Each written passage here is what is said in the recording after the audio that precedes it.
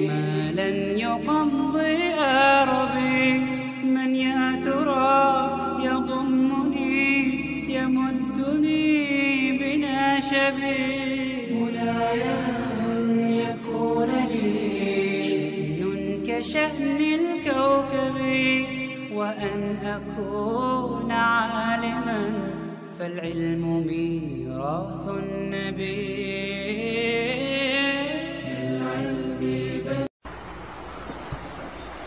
نحمده ونستعينه ونستغفره ونؤمن به ونتوكل عليه ونعوذ بالله من شرور أنفسنا ومن سيئات أعمالنا، من يهده الله فلا مضل له ومن يضلله فلا هادي له، وأشهد أن لا إله إلا الله وحده لا شريك له، وأشهد أن سيدنا ومولانا وحبيبنا وشفيعنا محمدا عبده ورسوله، أرسله إلى الناس كافة بشيرا ونذيرا وداعيا إلى الله بإذنه وسراجا منيرا، صلى الله تعالى عليه وعلى آله وصحبه وبارك وسلم تسليما كثيرا كثيرا، وبعد، فأعوذ بالله من الشيطان الرجيم، بسم الله الرحمن الرحيم، وما كان المؤمنون لينفروا كافة فلولا نفر من كل فرقة منهم طائفة ليتفقهوا في الدين ولينذروا قومهم إذا رجعوا إليهم لعلهم يحذرون. صدق الله مولانا.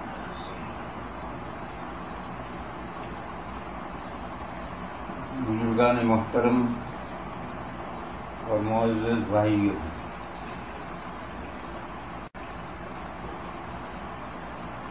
ابھی دو بچوں نے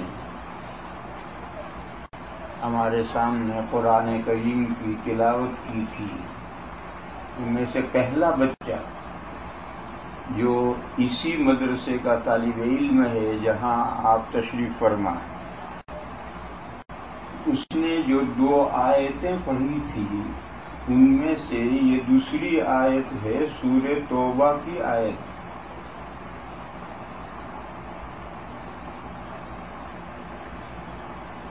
اس آیت کریمہ میں اللہ پاک جل شانہ عم نوالہ نے جو کچھ ارشاد فرمایا ہے اس سے پہلے سن لیں. آیت کریمہ کا ترجمہ کریں گے تو آیت کریمہ میں کیا مضمون ہے یہ سب کچھ سمجھ میں آ جائے گا. بزرگوں اور بھائیوں،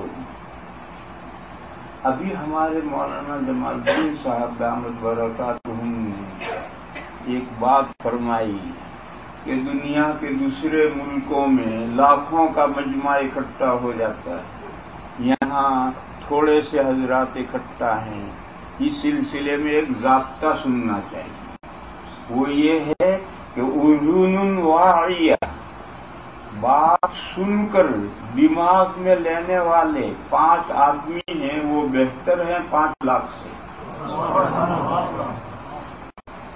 5 لاکھ کا مجمع ہے، سن کر کے ہو ہا کرتا ہوا چلا گیا اور کسی نے بات دماغ میں تو لی نہیں. لیکن اگر 5 ہی آدمی ہیں ان سے ایک بات کہی جائے، وہ سننے والے متوجہ ہونے والے کانوں سے سن کر دماغ میں اس بات کو لے لیں تو 5 لاکھ سے یہ 5 بہتر. اس لیے یہ تو بہت بڑا مجمع ہے، ہم تو اس کا چوتھائی 20-25 آدمیوں کے سامنے بھی اس ملک میں بات کرتے ہیں اور کھل کر بات کرتے ہیں. کیوں؟ مقصد ہے دین کا پیغام پہنچانا، جہاں تک آواز پہنچے. بعض مرتبہ ہم بات کہتے ہیں، جو سنتے ہیں وہ کہیں سے کہیں تک بات پہنچاتے ہیں. یہی ایک مقصد ہے. لہذا ہمارے نزدیک مجمع کتنا بڑا ہے اس کی کوئی اہمیت نہیں.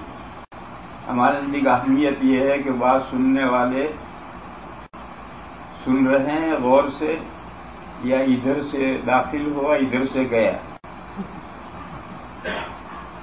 آمنے سامنے تو کام ہے، ادھر سے آتا ہے ادھر جاتا ہے، ایسے سننے کا کوئی فائدہ نہیں.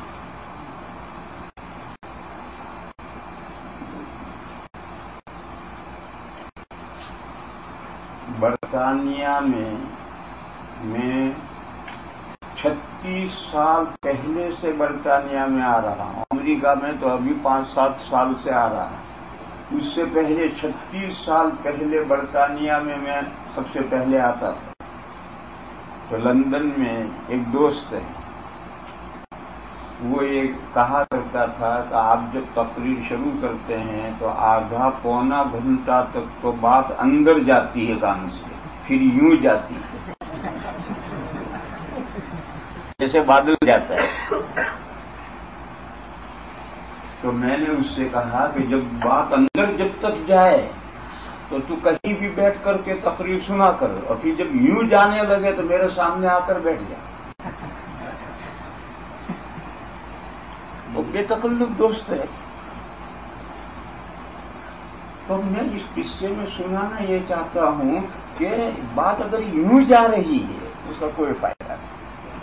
بات اندر جانی چاہیے اور اندر جا کر کے گھر کرنی چاہیے، دماغ قبول کرنا چاہیے.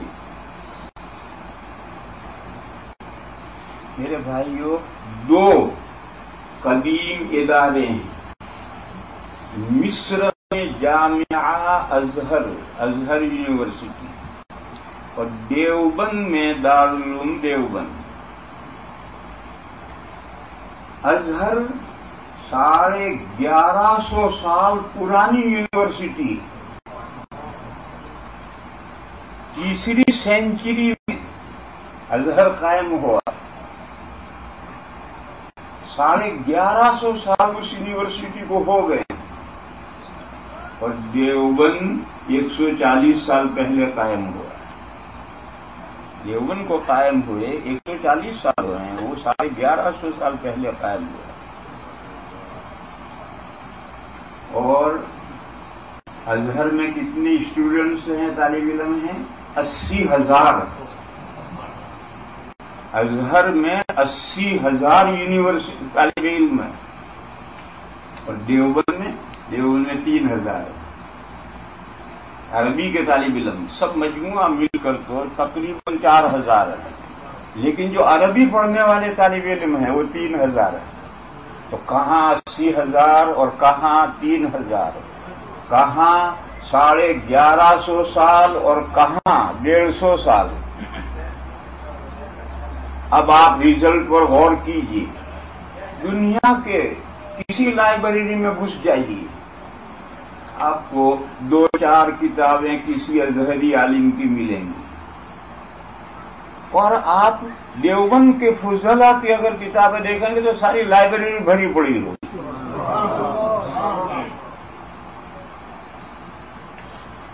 آپ پورے امریکہ میں ڈھونڈیں، شاید آپ کو 1, 2, 3, 4 ازہری عالم ملیں گے. اور اگر آپ پوری امریکہ کا جائزہ لیں تو آپ ہزاروں میں دیوبند کے فضلاء کو پائیں گے.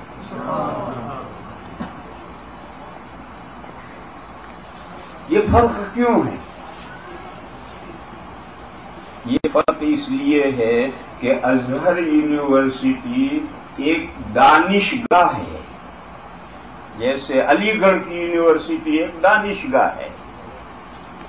پڑھو اور پڑھ کر نکل کر اپنا پیٹ پالو. ایجوکیشن یونیورسٹی ہے، علم حاصل کرو اور اپنی دنیا بناؤ، پیٹ پالو. ازہر علی گڑھ تو دنیا کی یونیورسٹی ہے، لیکن ازہر تو دینی جامعہ ہے، لیکن وہ ایک دانشگاہ ہے. وہاں سے جو پڑھ کر نکلیں گے وہ اپنی دنیا بنائیں گے. اور دیوبند ایک تحریک ہے، ایک مشن ہے. دیوبند دانشگاہ نہیں، دیوبند ایک تحریک ہے اور ایک مشن ہے. وہاں سے جو پڑھ کر نکلتا ہے وہ دین کا درد لے کر نکلتا ہے اور دنیا میں جہاں تک پھیل سکتا ہے وہاں پہنچتا ہے اور دین کی داد بیل ڈالتا ہے. یہ دیوبند میں اور ازہر یونیورسٹی میں فرق ہے. یہ دانشگاہ ہے، یہ تحریک ہے احیاء دین کی. دنیا میں دین اسلام کو زندہ کرو. ایک مثال میں آپ کو سمجھاؤں، اس مثال میں ذرا غور کرو. کوئی بھی آپ شاندار سے شاندار محل بنائیں، اگر آپ اس محل کی دیکھ بھال 100 سال تک نہ کریں تو 100 سال ہوتے ہوتے چھت میں مکڑیاں جالے بنا دیں گے اور وہ جالے سب لٹک آئیں گے. دیواروں پر جو پینٹ ہے وہ پھیکا پڑنا شروع ہو جائے گا، بہت سی جگہ سے اڑ جائے گا، دھبے پڑ جائیں گے. صحن جگہ جگہ اس میں گڑھے اور کھڈے پڑ جائیں گے. آپ کتنا شاندار سے شاندار محل بنائے ہیں، یہ صورتحال اس محل کے ساتھ پیش آنی ضروری ہے. اس لیے اللہ جل شانہ و امن والہ نے اس آخری دین کے ساتھ پہلے حضور پاک صلی اللہ تعالی علیہ وسلم سے پہلے،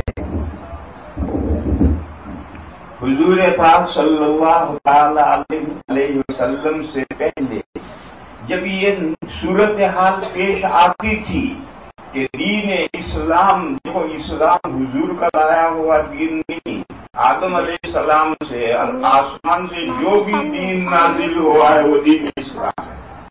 شریعتیں مختلف، یہ نوح علیہ السلام کی شریعت، ابراہیم علیہ السلام کی شریعت، یہ موسیٰ علیہ السلام کی شریعتیں، آئین، کانسٹیٹیوشن اور شریعتیں مختلف ہے، لیکن دین سب کا ایک ہے، ریلیجن سب کا ایک ہے. وہ ریلیجن ہے دین اسلام. تو جب بھی اسلام کا پہلا لمبا زمانہ گزرنے کے بعد اس کے ساتھ یہ صورتحال پیش آتی تھی کہ چھت میں مکڑیوں نے جالے تن دیے، پینٹ پھیکا پڑ گیا، صحن میں جگہ جگہ کھڈے پڑ گئے.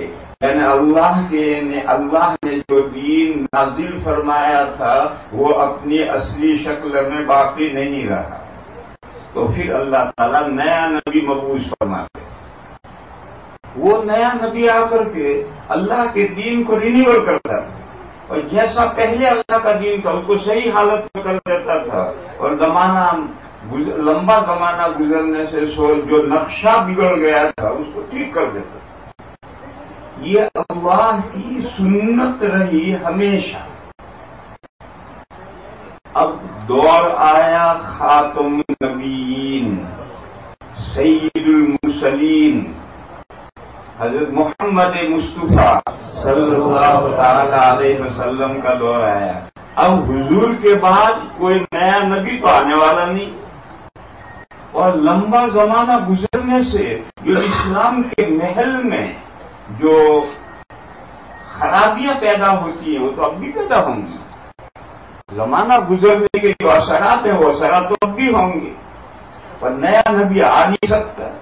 تو پھر اللہ تعالی نے اس کا نظام یہ بنایا، حدیث شریف میں ہے کہ 100 سال پر اللہ تعالیٰ ایسی شخصیتوں کو بھیجتے ہیں جو شخصیت دین کو رینیول کرتی ہے، اور حضور جو دین لے کر آئے تھے اسی دین کو دوبارہ لوٹا کر لے آتے ہیں، اور وہ جھاڑو لے کر وہ شخصیت آتی ہے اور چھت کو صاف کر دیے، سارے مکڑی کے جالے جاڑ دیے، سب کلین ہو گئی چھت۔ ہاتھ میں ڈبا اور پینٹ کا ڈبا ہوتا ہے اور برش ہوتا ہے، جہاں جہاں دیوار کو اس نے دوبارہ کلر کر دیا اور دیوار تھی ویسی کی ویسی کر دی، ساتھ میں تسلے میں مسالہ اور ہاتھ میں کرنی لے کر آتا ہے، صحن میں جہاں کھڈے پڑے ہیں وہ سب کھڈے بھول کر کے صحن بالکل صاف کر دیا۔ جیسا دین نبی پاک صلی اللہ تعالی علیہ وسلم لے کر آئے تھے اور انسانیت کو سونپ کر گئے تھے، دین کو اس لیے اصلی حالت کی طرف وہ مجدد لوٹا دیتا ہے۔ مجدد والی حدیث آپ نے سنی ہوگی اور وہ یہی حدیث ہے۔ مجدد کی ضرورت کیا ہے؟ سوال پیدا ہوتا ہے کہ مجدد کی ضرورت کیا ہے؟ وہ ضرورت میں سمجھا رہا ہوں کہ کتنا بھی شاندار آپ محل بنائیں تو زمانہ گزرنے کے ساتھ اس محل کا نقشہ اور اس محل کی صورتحال بگڑتی ہے، خراب ہوتی ہے۔ ریت رواج دین میں داخل ہو جاتے ہیں، لوگوں کی ریت رواج ہیں وہ دین کا جز بن جاتے ہیں۔ کچھ لوگ اپنی طرف سے کچھ نئی باتیں دین میں داخل کرتے ہیں اور وہ دین کا جز بن کر کے معروف ہو جاتی ہیں۔ کچھ چیزیں دین کی لوگ چھوڑ دیتے ہیں اور وہ دین کے اجزاء ہوتے ہیں اور وہ دین کے جیسے لوگ خارج کر دیتے ہیں۔ یہ ایک لمبا زمانہ گزرنے کے ساتھ یہ صورتحال ضرور پیش آتی ہے، محل کے ساتھ وہی صورتحال دین کے ساتھ بھی پیش آتی ہے۔ اس لیے نبی پاک صلی اللہ تعالی علیہ وسلم کے بعد چونکہ نبوت کا سلسلہ موقوف ہو گیا، آخری پیغمبر قصر نبوت کی آخری اینٹ لگ گئی، اب قصر نبوت میں کوئی گنجائش نہیں، اور جو زمانہ گزرنے سے جو نقشہ بگڑے گا وہ تو اب بھی بگڑے گا، تو اس کا انتظام اللہ تعالیٰ نے یہ کیا کہ نبی پاک صلی اللہ تعالی علیہ وسلم کے بعد 100 سال یعنی لانگ پیریڈ، 100 سال کے معنی ٹھیک 100 سال نہیں، اور پھر ہر جگہ کے 100 سال الگ ہوتے ہیں، ہر ملک پوری دنیا کے 100 سال نہیں، ہر علاقے کے ہر جگہ کے لانگ پیریڈ کے بعد جب دین میں کمیاں نہ پیدا ہو جاتی ہیں تو اللہ تعالیٰ ایک ایسا شخصیت کو اٹھا کھڑے کرتے ہیں جو دین کا اصلی حالت کی طرف دین کو پلٹتا ہے، اور پلٹ کر کے حضور پاک صلی اللہ تعالی علیہ وسلم جو دین لائے تھے اس دین کو امت کے سامنے پیش کرتا۔ ایسا وقت جب آتا ہے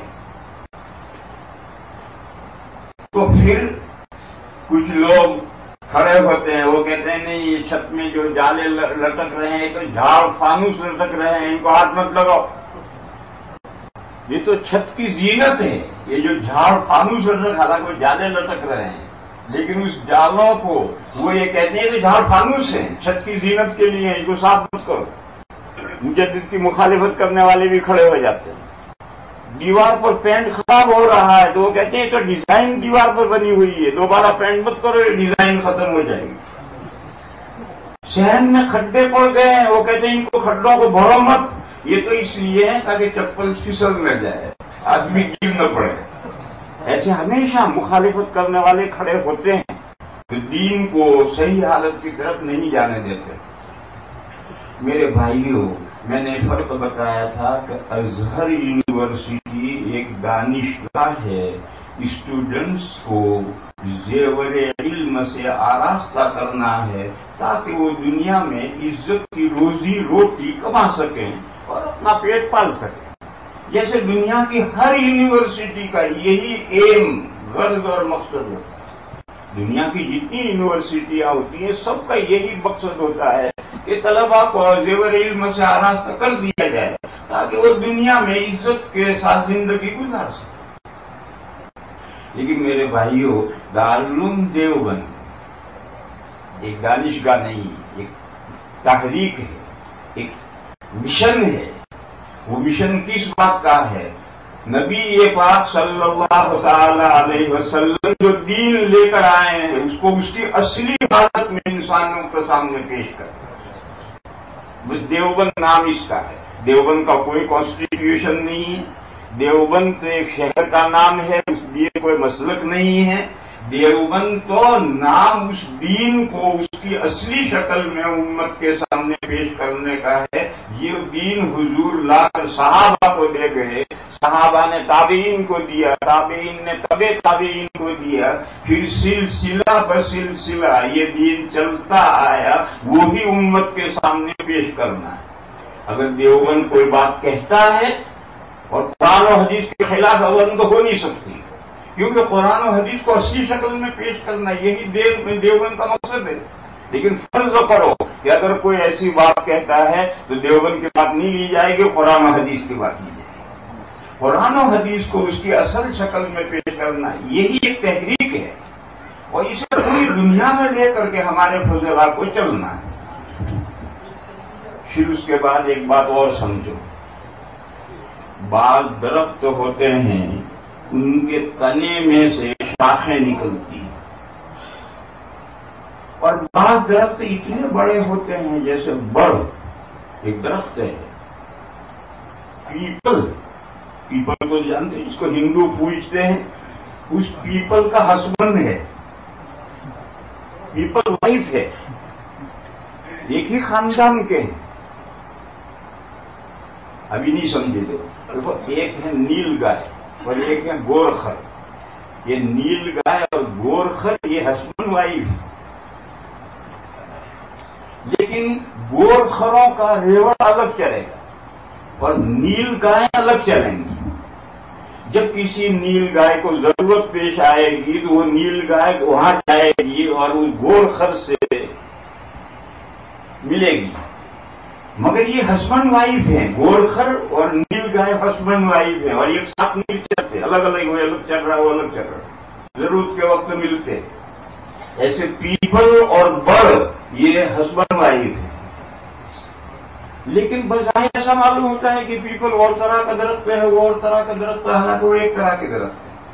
تو بعض بڑ 1000 سال کے زمین پر موجود ہیں اور اتنے بڑے ہیں کہ بیگھا 2 بیگھے میں ایک ہی درخت پھیلا ہوا ہے اور اسی میں شاخیں نکلتی رہتی ہیں، بڑھتا رہتا ہے بڑھتا رہتا ہے.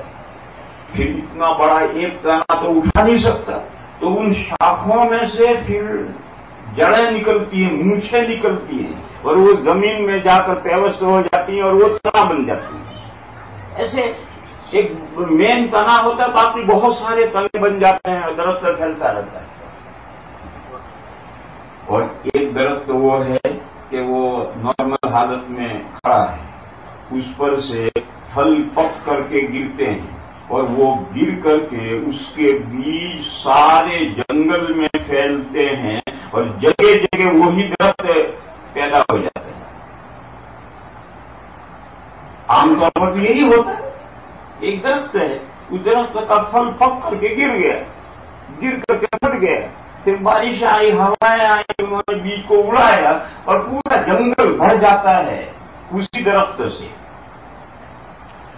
ازہر میں جو 80,000 طلبہ ہیں اس کی شکل پہلی صورت ہے کہ اس کی کالج ہے، یہ کالج وہ کالج وہ کالج وہ کالج، ساری کالجوں کے مینجمنٹ ایک جگہ، اور اس تمام کالجز کے اسٹوڈنٹس مل کر 80,000. میرے بھائی دیوبند کی صورت حال یہ نہیں. دیوبند ایک ادارہ ہے، ایک قصبہ ہے، ایک ٹاؤن ہے، وہاں ایک ادارہ ہے، 3000 طالب علم پڑھتے ہیں. لیکن جب وہ پھل پک کر کے گرتا ہے اور پھٹتا ہے تو ساری دنیا میں اس کے بیچ چلے جاتے ہیں اور ساری دنیا میں نئے درخت اگتے رہتے ہیں. تو وہ قاعدے سے دارالعلوم دیوبند کی شاخیں نہیں ہیں، قاعدے سے حقیقت میں، لیکن بیج تو وہیں سے اڑ کر کے آیا ہے. اور نیو یارک میں جگہ جگہ پر آپ کو جو ادارے ملیں گے دین کی اشاعت کرنے والے، یہ وہی بیج ہے، وہاں سے اڑ کر یہاں آئے. وہ پھل وہاں گرا، پھٹا بیج نکلا اور بیج کو اللہ تعالیٰ نے دنیا کے کسی بھی خطے پر پہنچا دیا اور وہاں آ کر کے نیو یارک میں ہمارے حضرت مفتی جمال الدین صاحب نے ایک ادارہ قائم کر دیا. یہ ادارہ اپنی جگہ پر مستقل ہے، مستقل درخت ہے، مگر یہ بیج وہیں سے آیا ہے. بس اگر اس طرح سے جو دارالعلوم دیوبند کی پوری دنیا میں شاخیں ہیں، اگر ان کے طلباء پر لسٹ بناؤ گے تو لاکھوں میں جائے گی. وہ 80,000 میں ہے، یہ لاکھوں میں جائے گی. مگر اس کی نقشہ اور ہے، اس کے اپنے کالجز ہیں اور ان کالجز کا مینجمنٹ ایک ہے اور اس کے 80,000 اسٹوڈنٹس ہیں. ہمارے یہاں ایک مینجمنٹ نہیں ہے. ایک درخت سے پھل پک کے گرے، وہ بیج کہیں سے کہیں پہنچے اور وہاں جا کر دین کے ادارے قائم ہوئے اور ان اداروں سے اللہ کے دین کا کام چل رہا ہے. تو ہمارے بچے نے جو قرآن کریم کی آیت پڑھی تھی، اس آیت کا پہلے ترجمہ دیکھو، سنو. وَمَا كَانَ الْمُؤْمِنُونَ لِيَنْفِرُوا كَافَّةً. مسلمانوں کے حالات اس بات کی اجازت نہیں دیتے کہ مسلمانوں کا ہر بچہ مولوی بن جائے. ہو سکتا ہے مسلمانوں کا ہر بچہ مولوی بن جائے، یہ مسلمانوں کے حالات اس کی اجازت دیتے ہی نہیں. دنیا میں سبھی کام کرنے ہیں، کھیتیاں بھی کرنی ہیں، تجارتیں بھی کرنی ہیں، دوسرے کام بھی کرنے ہیں، ٹیکنیک کے کام بھی کرنے ہیں. تو مسلمان کا ہر بچہ مدرسے میں داخل ہو کر کے مولوی بن گئے، کیسے ہو سکتا ہے؟ ممکن ہی نہیں. وما كان المؤمنون لينفروا كافة. مسلمانوں کے حالات اس کی ہرگز اجازت نہیں دیتے کہ سارے ہی بچے مسلمانوں کے. دیکھو ہمارے یہاں انڈیا میں پچھلے دنوں میں ایک کمیشن بٹھایا تھا گورنمنٹ نے. اس کمیشن نے یہ رپورٹ دی کہ مکاتب اسلامیہ میں مسلمانوں کے بچے 4% آتے ہیں. دارالعلوم نہیں، یہ جو جگہ جگہ مکتب ہیں، ان مکتبوں میں مسلمانوں کے بچے 4% آتے ہیں. 96% بچے مکتب کی تعلیم سے بھی بے بہرا ہے. یہ پورے ملک کا ایک ہندو کمیشن بٹھایا تھا گورنمنٹ نے. اس نے یہ رپورٹ دی تھی کہ مسلمانوں کے جو بچے دارالعلوم، مدارس عربیہ اور مکتبوں میں مسجدوں کے ساتھ جو مکتب ہیں، ان مکتبوں میں پڑھنے والے بچے 4% ہیں. آپ کہیں گے کہ مکتب تو جگہ جگہ ہیں، 4% کیسے ہیں؟ آپ اپنے ہی شہر پر ذرا نظر ڈال کر جائزہ لے لیں کہ مسلمانوں کے بچے مکتب میں کتنے پڑھنے آتے ہیں، کتنے مسلمانوں کے بچے ہوئے جو مکتب میں بھی نہیں آتے. پھر یہ جو بڑے ادارے ہیں جن میں عالم بنتے ہیں، مولوی بنتے ہیں، دارالعلوم ہیں، ان میں تو میرے بھائیوں 1% بچے بھی مسلمانوں کے نہیں آتے. 99.9 بچے نہیں آتے. 1,000 میں سے ایک بچہ آتا ہے. مسلمانوں کے بچے اگر 1,000 ہیں تو ایک بچہ مولوی بنتا ہے. اور شاید یہ بھی میں زیادہ تناسب بیان کر رہا ہوں، 1000 میں ایک بچہ بھی مولوی بننے کے لیے نہیں آتا ہے. کیوں؟ اللہ پاک یہی ارشاد فرما رہے ہیں وَمَا كَانَ الْمُؤْمِنُونَ لِيَنْفِرُوا كَافَّةً. مسلمانوں کے، مومنوں کے احوال اس کی اجازت نہیں دیتے کہ ہر بچہ مسلمانوں کا مولوی بن جائے. ہمارے کچھ بھائی ہیں وہ کہتے ہیں کہ ان مولویوں کے پاس کوئی کام ہی نہیں ہے مدرسہ قائم کرنے کے علاوہ. ہمارے کچھ بھائی یہ کہتے ہیں کہ ان مولویوں کا کوئی دھندا ہی نہیں، جو مولوی کھڑا ہوا مدرسہ قائم کرتا ہے، جو کھڑا ہوا مدرسہ قائم کرتا ہے. مدرسے دو طرح کے ہیں. ایک وہ مدرسے ہیں جو کمپلسری تعلیم ہوتی ہے، مکتب کی تعلیم. کہاں آج کمپلسری مسلمانوں کے ایک ایک بچے تک دین کی تعلیم کہاں پہنچی ہے؟ بس مکتب قائم کرنا تو علماء کی ذمہ داری نہیں، تو ہر مسلمان کی ذمہ داری ہے. رہے بڑے دارالعلوم جن میں پڑھ کر آدمی مولوی بنتے ہیں، وہ 1000 میں ایک بچہ بھی مولوی نہیں بنتا. اتنی تھوڑی سی مقدار ہے. آپ امریکہ ہی پر نظر ڈالیں، اللہ کا فضل ہے کہ آپ کا یہ شہر تو غنیمت ہے، لیکن امریکہ تو 50 اسٹیٹس کا نام ہے اور ہر اسٹیٹ میں کم و بیش مسلمان ہیں۔ آپ پورے امریکہ میں اسٹیٹوں میں گھوم کر کے دیکھیں کہ کہاں کہاں بچوں کو، مسلمان بچوں کو بنیادی تعلیم، بیسک نالج کہاں کہاں مل رہا ہے۔ نیو یارک میں اللہ کا فضل ہے کہ کئی برس سے قائم ہو گئے، اگرچہ نقشہ اب بھی یہاں ہے، یہاں اب بھی محنت کی ضرورت ہے، لیکن دوسری جگہوں کی صورتحال تو کوئی عجیب صورتحال ہے۔ ہمارے یہاں انڈیا آؤ، انڈیا میں ہزاروں دارالعلوم ہیں اور مکاتب اسلامیہ ہیں، مگر راجستھان میں چلے جاؤ 90% مسلمان ایسے ہیں کہ جن کو کلمہ بھی نہیں، کوئی لا الہ الا اللہ محمد رسول اللہ سکھلانے والا بھی وہاں نہیں۔ اب بھی انڈیا میں یہ حال ہے۔ بہرحال یہ کچھ لوگوں کا جو خیال ہے اور کچھ لوگ کہتے ہیں کہ مولویوں کو کوئی کام نہیں ملتا، بکھر سے مدرسہ قائم کیا، چندہ کرنا شروع کیا، کیا سارے مسلمانوں کے بچے سب مولوی بن جائیں گے تو کیا کریں گے؟ کیا کھائیں گے؟ کیا کریں گے، کیا کھائیں گے، اس کی فکر آپ کو ہے، اللہ کو ہے؟ تو آپ کے پیٹ میں کیوں درد ہو رہا ہے؟ آپ کے پاس مانگنے کے لیے آئے ہیں تو 5 پیسے دے دو، تو پھر کہیے آپ کے پاس تو مانگنے نہیں ہے۔ بہرحال قرآن کریم یہ کہتا ہے کہ یہ ممکن ہی نہیں ہے، مسلمانوں کے احوال اس کی اجازت دیتے ہی نہیں ہے کہ ہر بچہ مولوی بن جائے، ہر مسلمان مولوی بن جائے، ممکن نہیں ہے۔ وما كان المؤمنون لينفروا كافة، بس ایسا کیوں نہیں ہوتا کہ ایک بڑی جماعت میں سے کچھ حضرات اور پورے دین کی سمجھ بوجھ حاصل کر دیں۔ فلولا نفر من كل فرقة منهم طائفة، بڑی جماعت ہے، جیسے نیو یارک ایک بہت بڑا شہر ہے، اس شہر میں سے کم 100-200 بچے تو کھڑے ہوں، 100-200 مسلمان تو کھڑے ہوں جو پورے دین کو سمجھ لیں اور عالم دین بنے، پورے دین کی حقیقت سمجھ لیں، ایسا کیوں نہیں ہوتا؟ یعنی ہونا چاہیے۔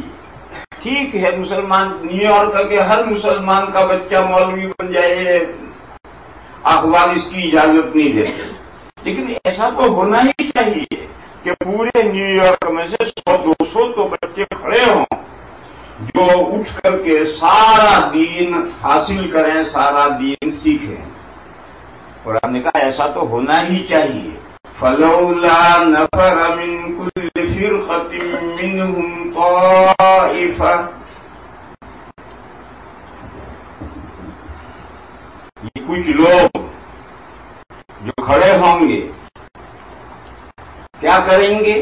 لیتفقہوا فی الدین، دین کی سمجھ بوجھ حاصل کریں، دین کا سرسری علم نہیں، دین کی گہرائی میں اتر کر قرآن و حدیث کی صحیح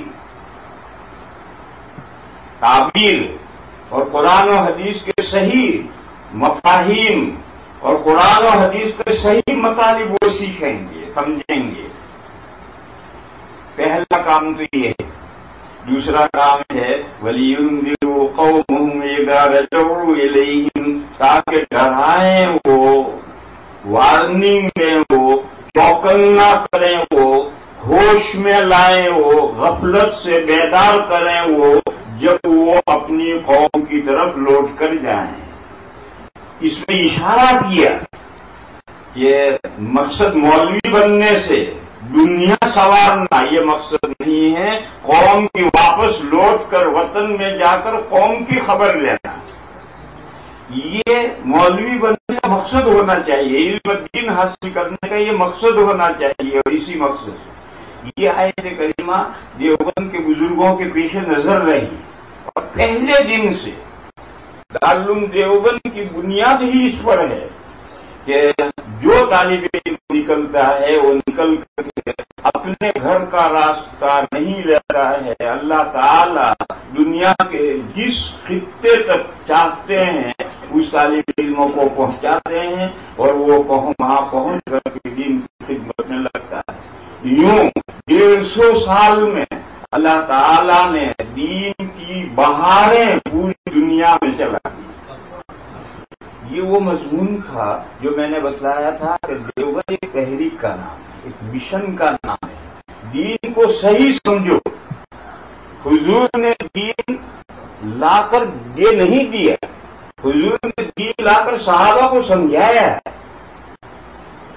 اگر سمجھانا نہ ہوتا تو قرآن جیسے بارش ہو جاتی ہے، ہر گھر میں ہر کھیت میں بارش پہنچ جاتی ہے، قرآن بھی اللہ لٹکا دیتے ہیں، ہر گھر میں آ جاتا ہے۔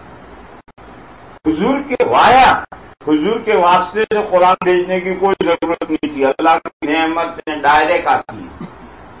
دیکھو ہوا اللہ کی ایک نعمت ہے، وہ وایا تھوڑی آتی ہے، ڈائریکٹ آتی ہے۔ بارش اللہ کی ایک نعمت ہے، وہ وایا تھوڑی آتی ہے، ڈائریکٹ آتی ہے۔ رزق اللہ کی ایک نعمت ہے، وہ وایا تھوڑی آتا ہے، ڈائریکٹ آتا ہے۔ ہیلتھ تندرستی اللہ کی ایک نعمت ہے، وہ کسی کے وایا تھوڑی آتی، ڈائریکٹ آتی ہے۔ تو دین یہ بھی اللہ کی بہت بڑی نعمت ہے۔ اليوم اکملت لکم دینکم واتممت علیکم نعمتی، دین کو نعمت کہا، تو یہ نعمت بھی ڈائریکٹ آتی ہے۔ نبیوں کو بھیجنا اور نبیوں کے ذریعے سے دین انسانوں تک پہنچانا، اس کی کوئی ضرورت نہ ہوتی۔ اللہ نے نبیوں کے ذریعے سے کیوں بھیجا ہے؟ اس لیے کہ اللہ کی جو کتابیں نازل ہوئی ان کو سمجھانا نبیوں کا کام ہے، وہ نبی سمجھائیں گے۔ قرآن کریم میں ہے وَأَنزَلْنَا إِلَيْكَ الذِّكْرَ لِتُبَيِّنَ لِلنَّاسِ مَا نُزِّلَ إِلَيْهِمْ وَلَعَلَّهُمْ يَتَفَكَّرُونَ، اور اتارا آپ کی طرف قرآن کریم کو، وَأَنزَلْنَا إِلَيْكَ الذِّكْرَ، یہ قرآن کریم ہم نے آپ کی طرف اتارا ہے، یہ تُبَيِّنَ لِلنَّاسِ، تاکہ کھول کر سمجھائیں آپ لوگوں کو، مَا نُزِّلَ إِلَيْهِمْ، وہ قرآن جو لوگوں کی طرف اتارا گیا ہے۔ یہ قرآن در حقیقت انسانوں کی طرف اتارا گیا ہے، لیکن وایا رسول اللہ آیا ہے۔ وایا رسول اللہ کیوں آیا ہے؟ تاکہ قرآن حضور لوگوں کو پہنچائیں بھی اور کھول کر سمجھائیں بھی۔ یہ تبین للناس ما نزل الیہم، وَلَعَلَّهُمْ يَتَفَكَّرُونَ، اور تاکہ لوگ بھی قرآن کی غور و فکر کریں، کیونکہ حضور جو کھول کر سمجھائیں گے تو قیامت تک کے احوال ہم نہیں سمجھائیں گے۔ زمانہ جب بدلے گا اور زمانے کے نئے تقاضے سامنے آئیں گے تو امت کے مجتہدین اسی قرآن کریم میں غور و فکر کریں گے۔ حضور پاک صلی اللہ تعالی علیہ وسلم نے جو سمجھایا ہے، حضور نے جو سمجھایا ہے اس کا نام حدیث ہے۔ یہ جتنی حدیثیں ہیں یہ سب حضور نے قرآن کریم کو سمجھایا ہے۔ تو حضور کے سمجھانے کو اسوا بنا کر اپنی نگاہوں کے سامنے رکھ کر ہر زمانے کے مجتہدین اپنے زمانے کی ضروریات قرآن و حدیث میں سے نکال کر کے بیان کریں گے، لعلہم یتفکرون، تاکہ لوگ سوچیں قرآن کریم اور ہر زمانے کی ضرورتیں قرآن کریم سے نکالیں۔ اس سے کیا نکلا کہ قرآن حضور کے ذریعے اس لیے نازل کیا گیا کہ حضور قرآن صحابہ کو کھول کر سمجھائیں گے۔ یہ جو حضور نے صحابہ کو قرآن کھول کر سمجھایا ہے، صحابہ نے تابعین کو سمجھایا ہے، تابعین نے تابعین کو سمجھایا ہے، اسی طرح سے یہ سلسلہ چلا آ رہا ہے۔ لہٰذا میرے بھائیوں کان کھول کر سنو، آج بھی وہی دین مستند ہے جو جس کا سلسلہ سمجھنے سمجھانے کا حضور کے ساتھ جڑا ہوا، جس دین کے سمجھنے سمجھانے کا سلسلہ نبی پاک صلی اللہ تعالی علیہ وسلم کے ساتھ جڑا ہوا ہے، وہی دین مستند ہے۔ اور جس دین کے قرآن و حدیث کے سمجھنے کا اگر سلسلہ حضور پاک صلی اللہ تعالی علیہ وسلم کے زمانے میں گزرا ہوا نہیں. ایک آدمی کہتا ہے کہ میں اپنے طور پر اس آیت کا مطلب یہ سمجھتا ہوں، میں اپنے طور پر اس حدیث کا یہ مطلب سمجھتا ہوں، تو یہ ایجاد بندہ ہے، یہ اللہ کا نازل کیا ہوا دین نہیں. ایک مثال اس زمانے میں کچھ لوگ ہیں جن کا ایک نعرہ ہے ماڈرن اسلام ہے. پوری دنیا میں لوگ ہیں، امریکہ میں کچھ زیادہ ہی وہ کہتے ہیں ماڈرن اسلام. بھائی ماڈرن اسلام کہاں سے لاؤ گے؟ قرآن تو اولڈ ٹائپ کی کتاب، حدیثیں اونٹوں کے زمانے کی ہیں، پہاڑوں کے زمانے کی. 1400 سال پہلے کا قرآن بھی 1400 سال پہلے کا، حدیثیں بھی 1400 سال پہلے کی. تو ماڈرن اسلام لاؤ گے کہاں سے؟ کوئی ماڈرن قرآن نازل کرو، کوئی ماڈرن حدیث وجود میں لاؤ، پھر اس نئے قرآن میں سے ماڈرن اسلام نکالو، نئی حدیث میں سے ماڈرن اسلام نکالو. اس قرآن سے تم ماڈرن اسلام کہاں سے نکالو؟ یہ تو اولڈ ایج کا قرآن ہے، 1400 سال پہلے نازل ہوا ہے. یہ حدیث بھی 1400 سال پہلے نہ پڑھائی گئی، ماڈرن اسلام لاؤ گے کہاں سے؟ جو لوگ اسی قرآن میں سے اور انہی حدیثوں میں سے ماڈرن اسلام نکالتے ہیں، وہ جو قرآن اور حدیث کو سمجھتے ہیں، وہ سمجھنے کا سلسلہ حضور کے ساتھ جڑا ہوا نہیں. وہ حضور کے ساتھ جڑا ہوا سلسلہ نہیں ہے. وہ میں یہ سمجھتا ہوں آیت کا، میں حدیث کا یہ مطلب سمجھتا ہوں، یوں ماڈرن اسلام قرآن میں سے نکال رہا ہے، یوں ماڈرن اسلام حدیث میں سے نکال رہا ہے. اگر یہ ماڈرن اسلام اس قرآن اور حدیث میں سے نکل سکتا ہے تو آج کیوں نکال رہا ہے؟ 1400 سال تک کسی نے کیوں نہیں نکالا ہے؟ اس کا مطلب یہ کہ قرآن اور حدیث میں ماڈرن اسلام نہیں ہے. یہ تو جو نکال رہا ہے اس نے اپنی آنکھوں پر پیلا چشمہ چڑھا دیا، تو ہر آیت پیلی دکھتی ہے، ہر حدیث پیلی دکھتی ہے. لال چشمہ چڑھا دیا تو ہر آیت لال دکھتی ہے، ہر آیت حدیث لال دکھتی ہے. چشمہ اتار اور پھر دیکھ قرآن میں کہاں ماڈرن اسلام ہے، حدیث میں کہاں ماڈرن اسلام. میرے بھائیوں میں کہہ یہ رہا تھا کہ دیوبند نام اس دین کا ہے جو اللہ نے اپنے آخری حبیب حضرت محمد مصطفیٰ صلی اللہ تعالی علیہ وسلم نازل فرمایا ہے، اور حضور کو صحابہ کو سمجھایا ہے اور سکھلایا ہے، ایکسپلین کیا ہے، پوری تفصیل سے سمجھایا ہے. پھر صحابہ نے اگلی نسل کو، اگلی نسل نے پھر اگلی نسل کو، یہ سلسلہ جڑا ہوا آ رہا ہے. بس وہی اللہ کا نازل کیا ہوا دین. اور میں نے کہا کہ ہر زمانے میں بہت سی تبدیلیاں، زمانہ لمبا گزرنے کے بعد بہت سی تبدیلیاں آتی ہیں.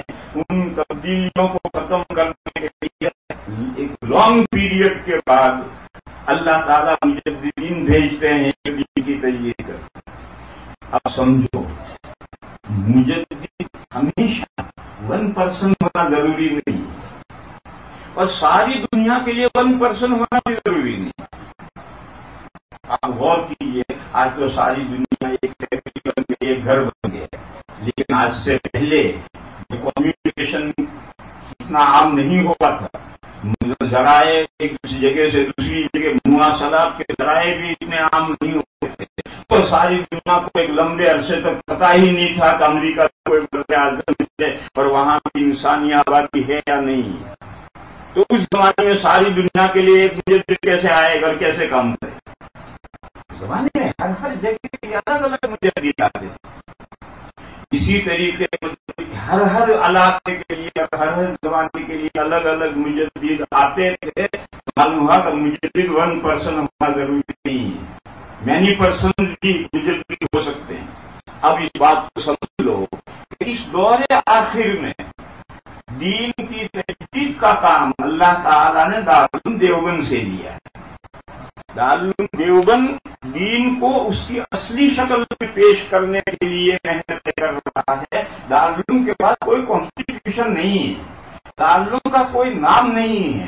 دارالعلوم تو قرآن و حدیث کا جو حضور کے زمانے سے سلسلہ اس کے مطلب کا رہا ہے، اس خالص مطلب کو، اس پیورٹی کے ساتھ، کوئی ملاوٹ نہیں ہونی چاہیے. اس میں کوئی ملاوٹ نہیں ہونی چاہیے. خالص اس دین کو امت کے سامنے پیش کرنے کا نام دیوبند ہے. اور یہ ساری دنیا میں جو دارالعلوم پھیلے ہوئے ہیں بڑے بڑے دارالعلوم قائم ہیں، جیسا آپ کا معلوم صاحب کا ادارہ ہے، دوسرا ہمارے دوست قرآن و سننا ہے، اور معلوم ہے کون کون ہے، بخور بڑا دارالعلوم ہے. یہ اس درخت کے بیج ہیں جو پھل پک کر گرا اور وہ ٹوٹا، اور ٹوٹ کر وہ بیج ساری دنیا میں بکھر گئے اور جگہ جگہ وہ نئے درخت اڑ گئے. تو اگر یہ باقاعدہ برانچز نہیں ہیں، شاخیں نہیں ہیں، دارالعلوم دیوبند کی شاخیں نہیں ہیں، یہ بھی غیر رسمی شاخیں ہیں، یہ اسی درخت کے اگے ہوئے بیج ہیں. تو اللہ شانہ والوں نے یہ مضمون بیان کیا کہ ہر مسلمان کا ہر بچہ مولوی بن جائے، یہ تو ممکن نہیں. لہذا ہر بڑی جماعت میں سے کچھ لوگ کھڑے ہونے چاہیے. یہاں رک کے مضمون سمجھو. انڈیا کے مولوی ساری دنیا میں ہر جگہ کی الگ ہوتی، ہر جگہ کی باتیں لینگویج الگ ہوتی ہیں، ہر جگہ کے مزاج الگ ہوتے ہیں. لوگوں کے سامنے کیسے بات پیش کرنا انڈیا کا مولوی ہر جگہ نہیں جانتا. بس ضروری ہے کہ ہر قوم میں سے، ہر ملک میں سے مسلمانوں کے ایسے نکلنے چاہیے جو پورے دین کو سمجھیں اور لوٹ کر اپنی قوم کی خبر لیں. لعلہم یحذرون. ہو سکتا ہے کہ لوگ ڈریں اللہ کے دین کے خلاف ورزی کرنے سے، اللہ کے دین کے اگینسٹ چلنے سے لوگ ڈریں اور اللہ کے دین کی طرف پلٹیں اور اللہ کے دین کی طرف آئیں اور اپنی دنیا کو آباد کریں تاکہ ان کی آخرت آباد ہو. میرے بھائیوں، ایک مضمون سمجھاؤں میں، جلدی جلدی وقت تو ختم ہو جائے گا. ابھی میں وقت سے پہلے آیا، میں نے قرآن شریف لے کر بیٹھا تو میں نے یاسین شریف پڑھی. یاسین شریف بہت آسانی سے پڑھی جاتی ہے، تو میں نے یاسین شریف کھولی تو اسے پڑھوں. یاسین شریف میں مضمون سبحان الذی خلق الازواج كلها مما تنبت الارض ومن انفسهم ومما لا يعلمون. یہ کیوں فوٹو لے رہا ہے بچے؟ کیوں فوٹو لے رہا ہے؟ پاگل ہو رہا ہے کیا؟ فوٹو مطلب فوٹو حرام ہے. جس کو فوٹو لینا اس کے باہر چلے جاؤ. جس کو فوٹو لینا اس کے باہر جاؤ. جو چیز حرام ہے وہ مسجد میں بیٹھ کر حرام کام ڈوب مرو.